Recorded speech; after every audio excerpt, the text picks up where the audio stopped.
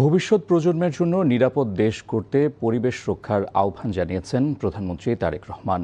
নিজের verified Facebook পেজে দেয়া এক ভিডিও বার্তায় তিনি এই আহ্বান জানিয়ে বলেন, সবাই সবার দায়িত্বটুকু পালন করলে পরিচ্ছন্ন পরিবেশ ও সুন্দর দেশ পাওয়া যাবে।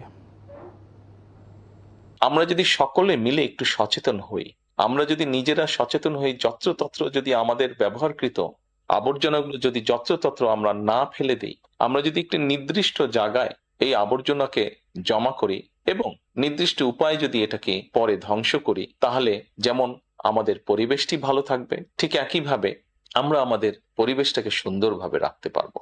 আপনি যদি পরিষ্কার করে রেখে আসেন, আপনার পরবর্তীতে যে যাবে সেও সেই পরিচ্ছন্নতা সুন্দর পরিবেশটি উপভোগ করতে পারবে। কাজে আসুন না, আমরা যদি আজকে থেকে প্রত্যেকে সচেতন হই, আমাদের হাতের আবর্জনা বা ব্যবহৃত আবর্জনা যদি নির্দিষ্ট জায়গায় সুন্দরভাবে আমরা গুছিয়ে ফেলি, তাহলে ধীরে ধীরে হয়তো আমরা আমাদের এই বাংলাদেশটাকে আবর্জনা মুক্ত করতে পারবো, সুন্দর একটি পরিবেশ গড়ে তুলতে পারবো।